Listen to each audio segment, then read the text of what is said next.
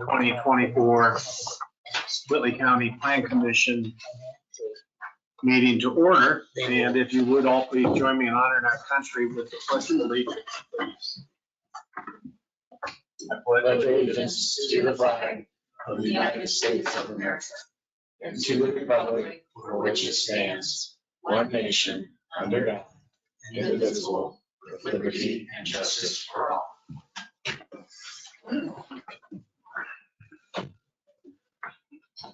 Roll call, please. Drew Travis Baker. Here. Chad Banks. Dane Drew.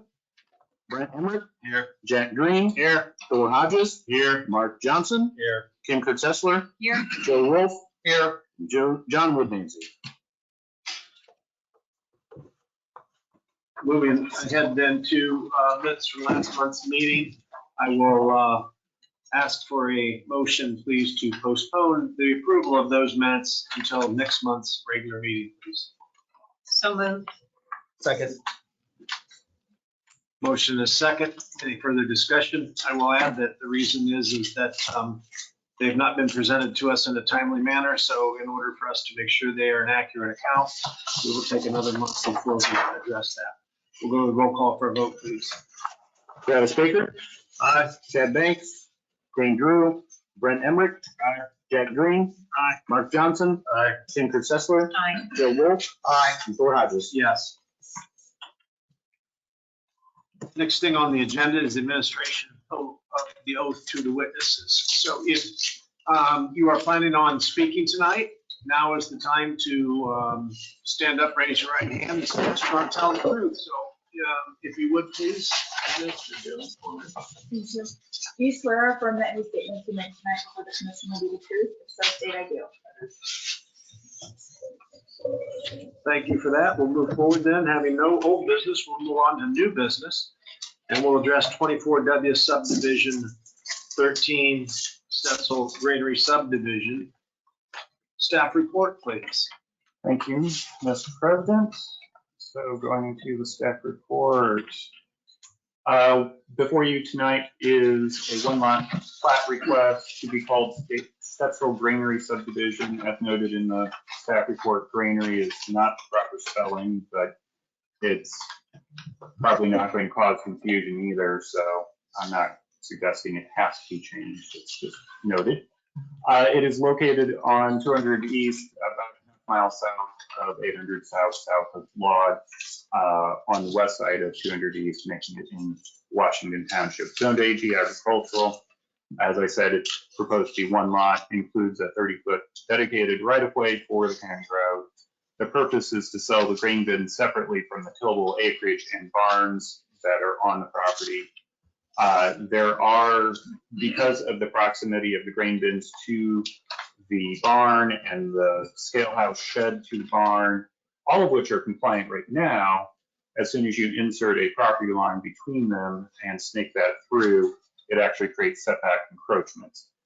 To address that, there is a variance filed with the BZA, and that'll be heard next week. So if this is approved tonight, it's not a suggested condition, but it's kind of inherent that that variance would have to be approved as well to be able to sign off on this. Plating is required due to previous splits. This is the first platted lot from the 2018 parcel, so no rezoning is required. As I mentioned, this is kind of an unusual one because it definitely is for ag purposes and may not actually trigger the need for the definition of major residential subdivision. But we're pretty far from having to make the final splitting hairs to make the determination. So right now we just, I just note it for the record. And you can see there on the table that the minimums for the zoning code are met, and then the remainder piece is also met as well.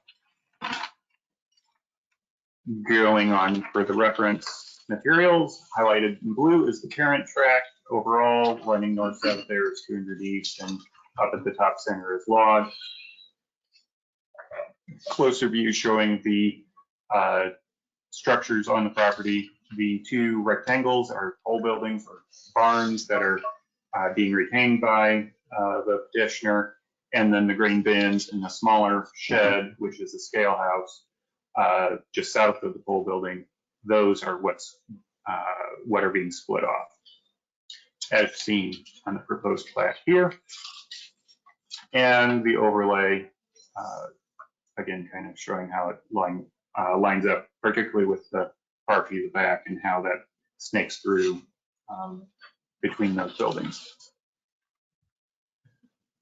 Being a one-lot plat, there just really isn't that much noted here, being that it's for ownership and not for development purposes as well. There weren't very many comments from the reviewing agencies. So staff's suggested conditions are just the two relatively standard ones. If there is something that needs septic, of course, 2 sites need to be identified prior to building permits being issued, and then secondary plat approval being delegated to staff. If you wish to include a third one, including the variance be granted, you could do that. But like I said, that's kind of a given. So, any questions for me?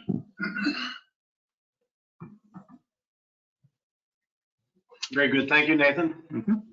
Is there someone here to speak on behalf of this project? If so, please come forward. And as you come forward, if I could kindly remind you just to state your name and your address, then the floor is yours, please. My name is Ryan Pepler. My address is 3490 North Etna Road. I'm a land surveyor for Walker and Associates. We worked with the Stetzels to split this property. The main reason for splitting this is it's being leased off as just those the grain buildings and the elevator there. So it was a way to be able to split that off to eventually sell. You'll notice that the distance off the existing pole building, we stayed as close to that as possible. The reason why that property line is going in between the pole building and the shed is that the scales are located on the south side of that small shed that's up there on the one north property line. That may show up on the aerial a little bit better. I'm not sure. And then the distance off those north grain buildings was dictated by the height of the grain buildings and the elevator. I don't know farming terminology, so you'll have to bear with me, but the height of the elevator there. And then the distance back to the back was dictated by the minimum acreage. So the Stetzels are just wanting to hand things over to a new party and to be able to take care of this right now. So I don't think that there's no plan to build on this property unless it would be additional farm buildings.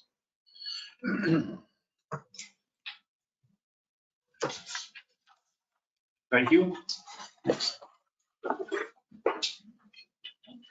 Is the owner of this request here and would like to say anything? They said that they would not be here tonight. So I did talk to them earlier this week and they asked if I would present. Appreciate that. Thank you. And then I will open for a public hearing. But neither one of you took the oath that you were planning on speaking tonight, but I will open the public hearing and I will ask you, would either one of you like to speak in reference to this request, please? No? Okay, so I will close the public hearing and turn it back to the commission for your decision.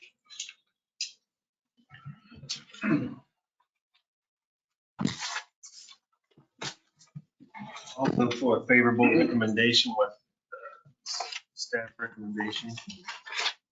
Second. Yeah.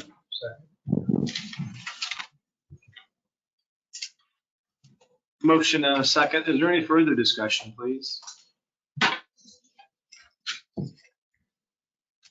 We'll go to the roll call for a vote. Joe Wolf, Aye. Ken Kurtz-Seslar, Aye. Mark Johnson, Aye. Jack Green, Yes. Brent Emerick, Yes. Travis Baker, Singh? Thor Hodges. Yes.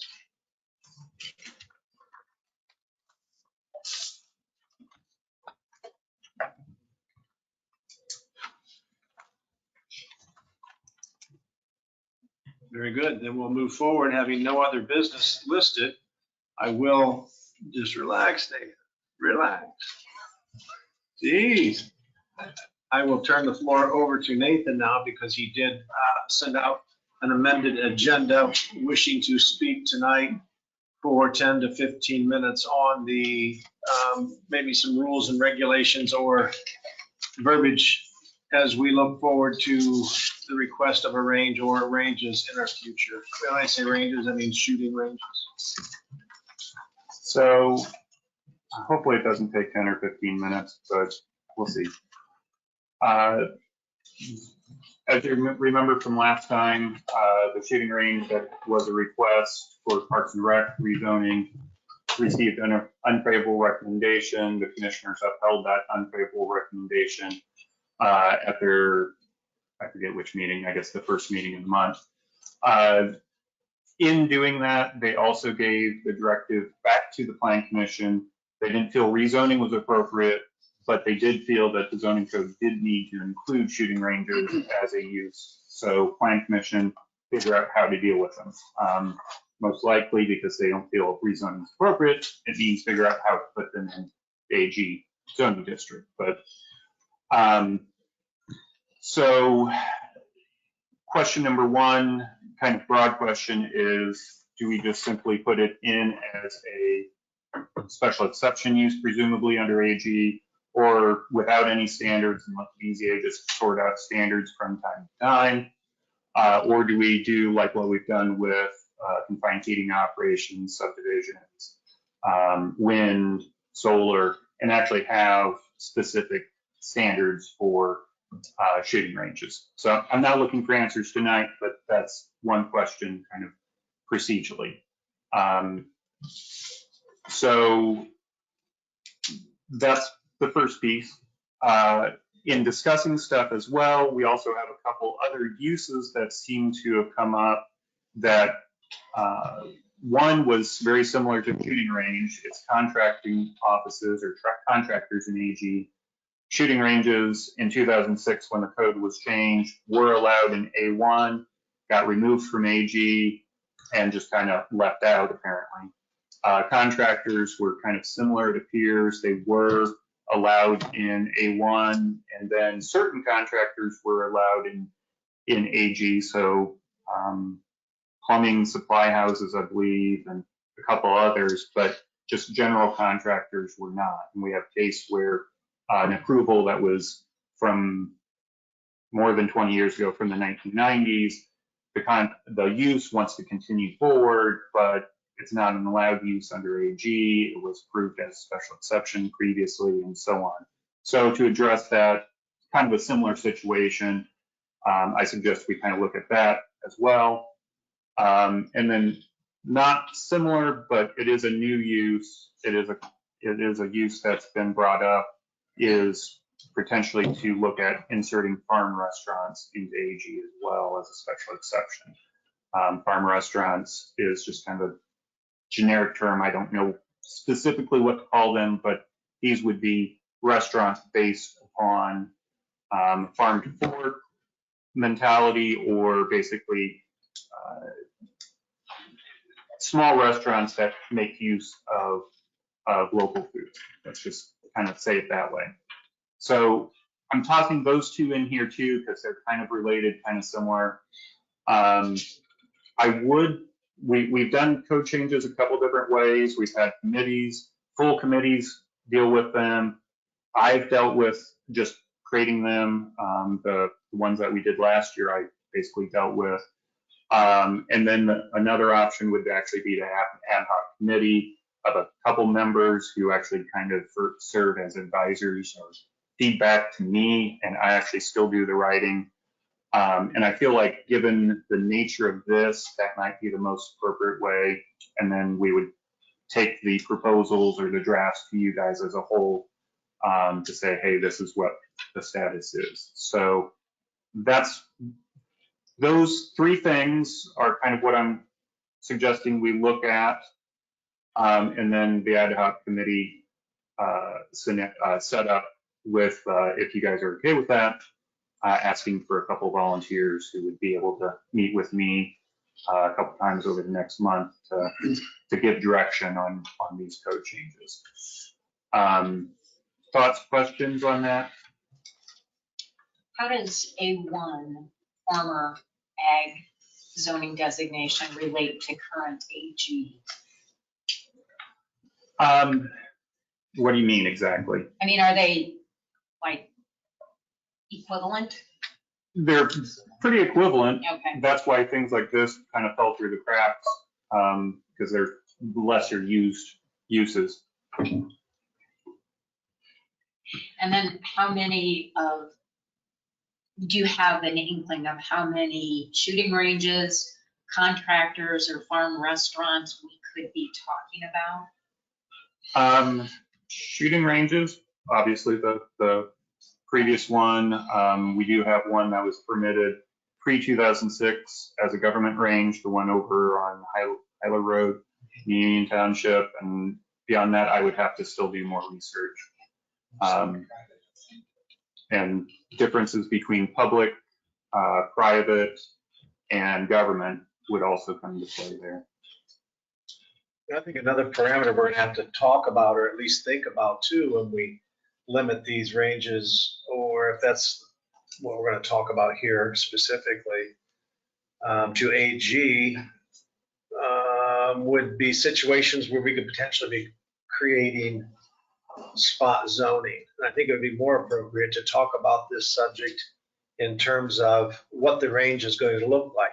It could be an indoor range, which would give a whole new direction to where we might allow it to be, or where we might want it to be. And that wouldn't necessarily be spot zoning, but if we limited this to just AG, then that might eliminate someone that lives in an RR from having that ability to put in a range that would bother essentially almost no one. So I think there's several factors that we have to look at if we're going to start from the ground level and build this back up. And I agree, and that's a good point. Open ranges could be good for AG. Enclosed ranges could easily be a commercial use. Looks from the exterior like any other retail operation. So yeah, we need to look at, because gun ranges currently just aren't addressed in the code, we have to look at it, not just AG, which is the pressing one from last month, but all the different zoning districts. Well, and I think we can look at the range that's out there now and draw a lot from it being in an AG zoned area, and what was required and what is required of that range to be operational limits the intrusiveness greatly to any of the neighbors, not only from the sound, but from the chance of a stray bullet. So I think that we really need to pay a visit to that range, look how it's built, and start building our standard on what we're going to allow based on that range. It's been there for a long time, and I don't think there was a lot of complaints ever committed on it. Yeah, we looked at the approvals originally. It was actually, the one on Hyla Road actually was originally denied in the late 90s and then finally approved about 10 years after that, with similar but more extensive requirements. The mounting, the baffles were requirements. Even that was still controversial, particularly the one or two homeowners on the north side of Hyla Road. So, but it's been in operation now for almost 20 some years. And so, yeah, it should serve as a model, both of what was done right and potentially what was done wrong. And I'll ask what I always do. What about the surrounding rural counties? Do any of them have provisions? That's something that I'll have to research further. What's the status of the code red people? Are they still operating out of compliance, or? They are Because this is a situation where our code is because the commissioners immediately turned around and gave the directive to you to make changes, we're treating the enforcement as basically on hold pending us doing work. So they're still operating, the enforcement actions on them are just basically ice right now. Well, I don't know if it falls under our guidelines or not, but I'm uncomfortable with that. It's a commercial business, whether or not that's operating without the proper permits, whether or not, the zoning goes through or not. Okay. The way I look at it. Yeah, and that's fine. That's just what we had taken as the enforcement, and that's typically how we've done things, is when a code is pending that may change what the potential violation is, we hold on enforcement. So And the county commissioners were fine with that. as far as I know, yeah, I explained and they didn't have any feedback to the contrary. What's the procedure for, you said commonly used a bunch of kind of soft words there as far as how you're addressing this and how it's been addressed in the past, but ultimately, who makes the decision on whether we allow them to keep operating out of compliance, or who tells them who is responsible for making the decision, tell them, no, you gotta shut down now until a decision is made? So initially, the administration is administrative. So the enforcement is administrative. So that's me and staff. And then the BZA is the body that's in charge of enforcement. So beyond that. So if you'd like me to take it up with the BZA and confirm with them what they would like to do with it, I can do so. Well, I don't know if I've ever made a motion or a suggestion for being in the president's seat or of any board I've ever been on, but I'm going to go out on a limb here because it is acceptable, it's just not common, and say that I would make a motion that it would be the feeling of myself, and we'll go to a vote with the rest of the commission, that their operations be halted, that we do everything that we can as a plan commission to encourage you or the BZA to halt the operations here until they have put the correct safety features in place to operate safely in the area that they're in. It's ridiculous. Second.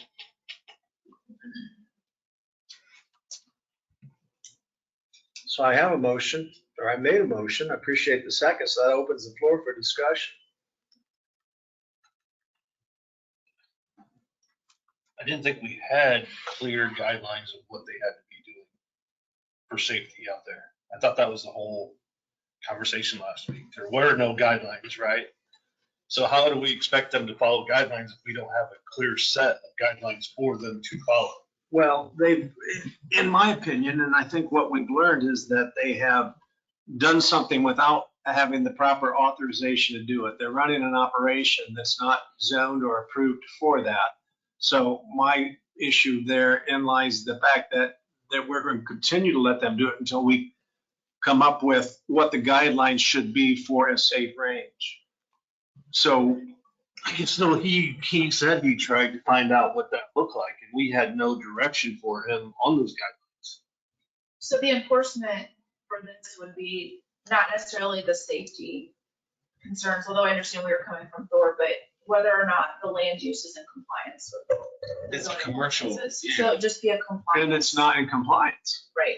So that would be the recommendation, the vote for recommendation to the BZA would be on whether they're in compliance with the. And I mean, I guess our request would be that the BZA looks at it, and if they're not in compliance, that they halt operate, or tell them to hold operations until they're in compliance. And then that compliance, I think, is going to come with the parameters we put in place, not only for the zoning part of it, but I think we're going to have to incorporate a very important piece on what the standard range is going to look like that we're going to allow to be.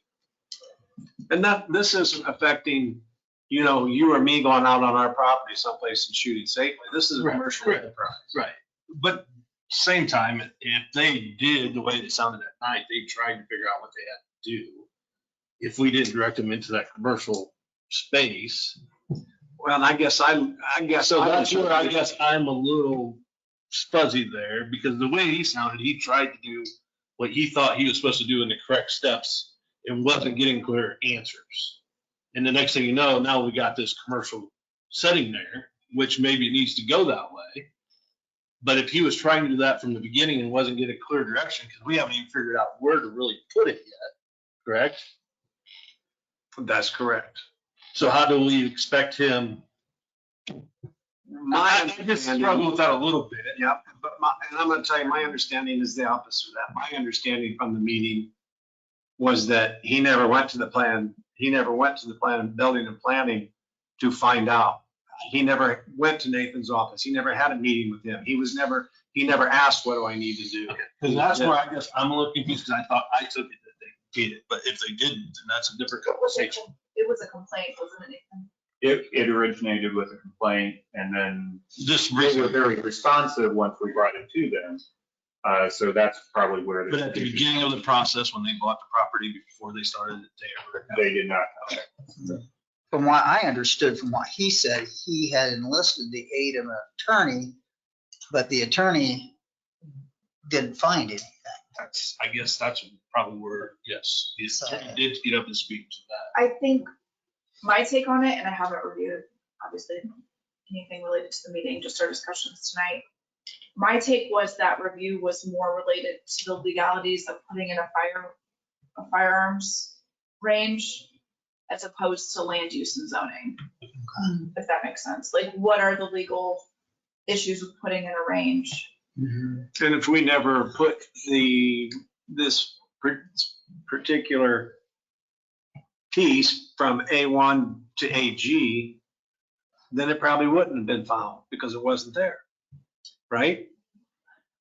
Well, right, and I don't know to the extent that that attorney was familiar with land use law. Like, I think like, let's say a Bob Ehrman who's familiar with land use and what you can do with property probably would have given them different advice.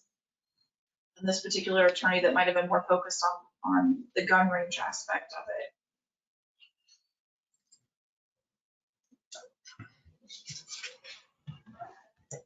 I don't think it's much different. I mean, the way I'm looking at it, I don't think it's much different if Brent went out and decided to do something on his AG property that he could only do an AGP. And then would we halt that right away once we I thought agree with about it? Thor 100%. If you take the gun range aspect out of this, these people started a commercial business and didn't have anything. They didn't do anything. And if I did that, if Jack did that, that's not gonna fly.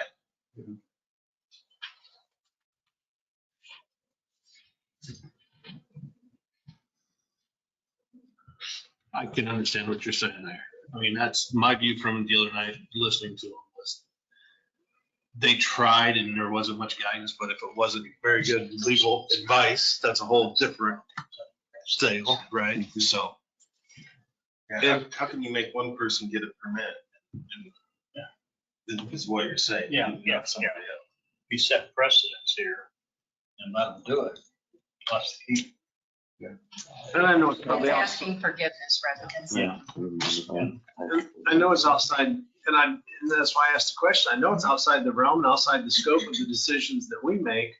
But I'm also looking at that. I'm also looking at this, and we had all these citizens in here that were pretty upset living in that area, worried about stray bullets, let alone some sound issues also.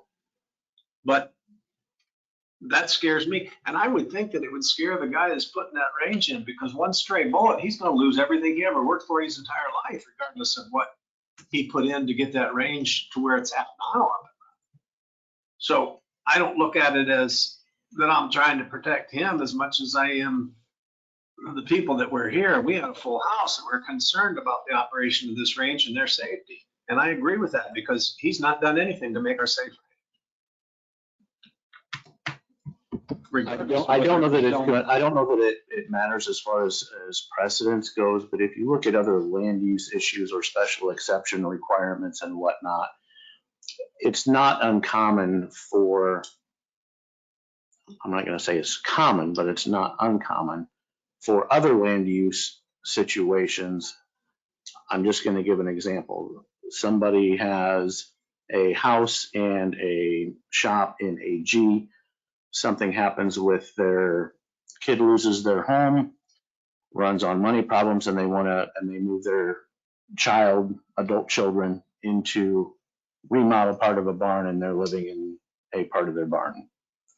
That's not allowed from the land use either without a special exception for a secondary dwelling unit in AG. Normally, what we would do in that case, if it's brought to our attention or there's a complaint, we give them the opportunity to file for a special exception, go in front of the BZA and get approval. Now, there's a channel for that to be done, where in this case, there's not that channel as of yet until we go through some of this investigation. However, we don't tell them they have to kick their children out of the barn.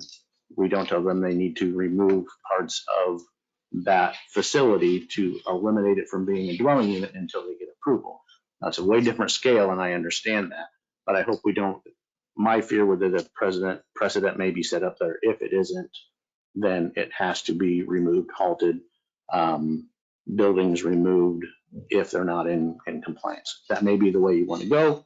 That may not have any bearing on it, but I just wanted to make sure that that was out there as far as the land use type situation. I just can't believe that I would be the only one that would be upset with the fact that this business is operating in an area that they're not zoned for, and they're not doing it in a responsible manner, and this could bring harm to a neighbor or to someone else adjacent to the property. That's an important issue, and that's where I'm coming from on doing everything I can to encourage the BZA through just a motion that I've made with this commission that we would be in favor of this getting shut down until they have made it a safe range. I'm not against them having a range out there, but I mean, there's a lot of people that are in danger. This is a different issue than the one Brent brings up, because that's a permitted issue, permitted use. Yep. That can be switched to that, to have that permitted use. There is nothing in our books for a gun range, so I feel like what you're saying is, I'm behind you on that. We don't have any standards or. So a recent one, I think it was fairly recent, that we had, like in the last few years, was Katie Parker. Was that right? She had to come in, was that BZA or here? There was a driveway issue. Okay. She was operating a daycare out of her home, didn't have a special exception for it. The BZA let her keep operating until she could come and get a special exception. There was no enforcement while that was pending. So that's an example of that.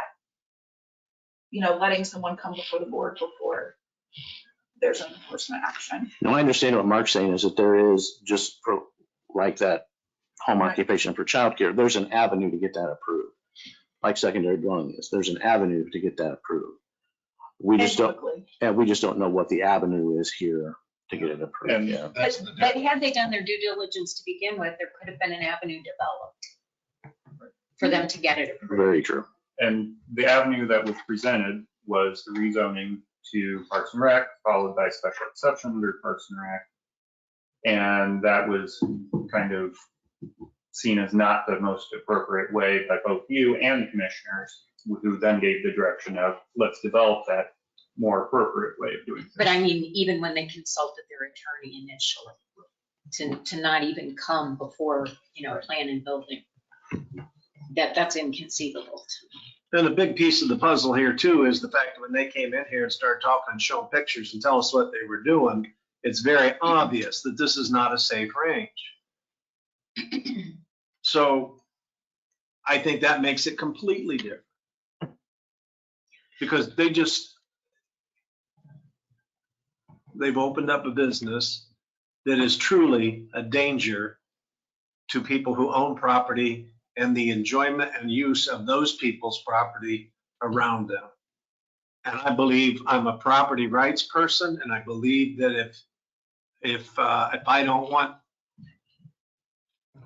a cornfield next to me, then I need to buy that field so corn doesn't get planted. I believe in doing with your property what you want to do, but this is at the potential cost to an innocent neighbor. And we've had a room full of people in here that were concerned. We don't have a decision in this other than the fact that we got some work that we need to do to get it zoned and to get some parameters in place on what a safe range is going to be. So I'll wash my hands up if this is the direction that you guys think you're going to go, but something happens up there. How are you going to feel if we don't do what we should be doing here to get this ceased until it is zoned and it is safe? So if there were a cease and desist order at this point, Liz, what do you think would be the ramifications from a lawsuit perspective? Not that I really care, but For the county, yeah. none. I mean, anybody can file a lawsuit, but I wouldn't be worried about liability. If I were, based on some things they described, I would be worried about liability for them, if I were them, for some of the same concerns that Thor had. The county could almost be protecting them from themselves. The thing that I find most about this is, everybody was talking about shooting at all hours and this and that. And having worked up there and knowing that area, there were never gates put up on that driveway. There should have been gates with no trespassing, danger. The same thing is out there at the Hyler gun range. There's a gate, there's a sign that says danger there. I know when I'm working out there, if I see cars out there, state police or the sheriff's department or whoever's using that range is using it. So, but it's taken quite a few years to develop that range and get it to that point where it needs to be. Thor, I'm in 100% agreement with you on safety. There was a lot of flaws there. Yeah. Gates, cameras, signs, Mhm. the berms, 100%. Just looking at setting up the criteria for that. Mhm. How do we get that done, which is coming down? Yeah, and it's not, to me, it's not just the fact that they're on compliance on what this land is zoned for. I agree with the examples that were given. We give an exception on that because of the spirit of it. This isn't the same thing. I mean, it really isn't. Somebody could be hurt here because those safety factors, even though they talk about safety and one-on-one training and someone's always standing there. I've been on the range for 30 years and trained hundreds and hundreds of police officers. Stuff happens. And the range that's out there, if it doesn't have the baffle system, bullets are getting out of there. If it doesn't have the four sides, bullets are getting out of there. I mean, I've been there for it. This isn't any different. There's people that are living a lot closer to where they're up there, with this range than there ever is down there on Hyler Road, where that range is. So I guess that's kind of what's got me worked up a little bit because I didn't follow up on it. I just assumed that would be a cease and desist until things were properly zoned and the parameters that we set forth was met as far as a safe range. So bringing back to land use, what was the motion was the zoning was denied, therefore cease and desist until zoning avenues are in place. I think that was essentially what you want to relay to the BZA to take formal action on. So. Well, we have a motion, a second, the floor is open. We still have to go to a vote on that for the approval.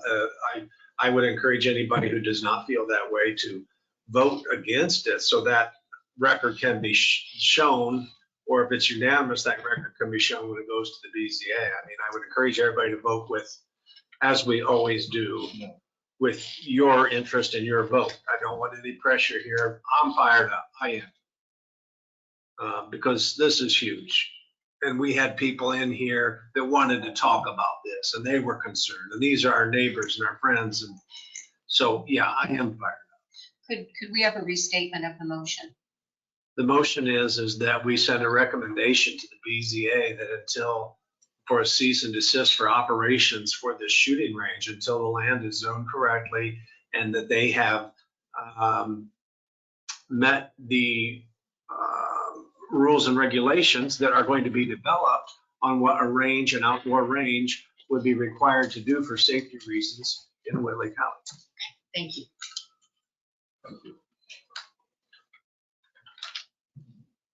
Are you still on board with a second with that? But there's nothing for, and again, it's us just sending it to the BZA saying, hey, we're not happy about this. And then they're, we've got no decision making in it. And the cease and desist part of it, other than the fact that it's unimaginable that it wasn't already done.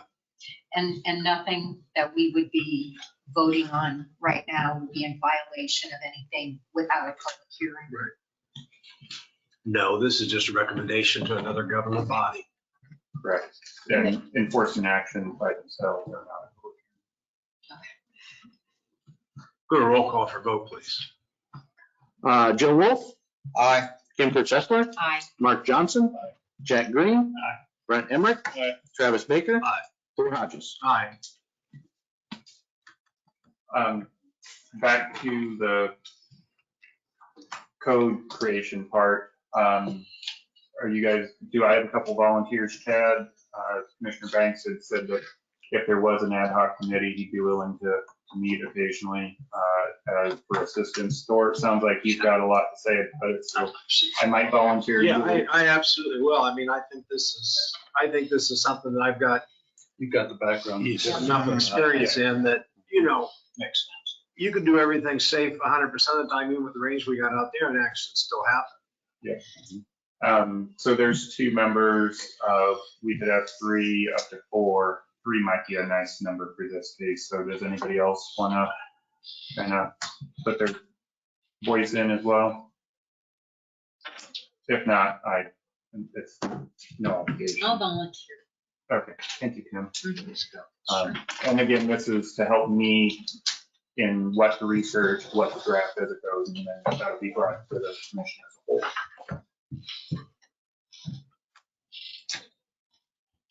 Anything else for us, Nathan? Just a quick reminder about the training session on July 29th. It'll be in South Whitley. Tentative topic is subdivisions and or a site development scenario. Will you offer that via video? I will try, Okay. but South Whitley's internet capabilities are a bit, they're good on one side of the building and not on the other, and we'll be meeting on the other side. So I don't know if I can get into there. And that's at the community building police department? Right, the town hall on the community room side.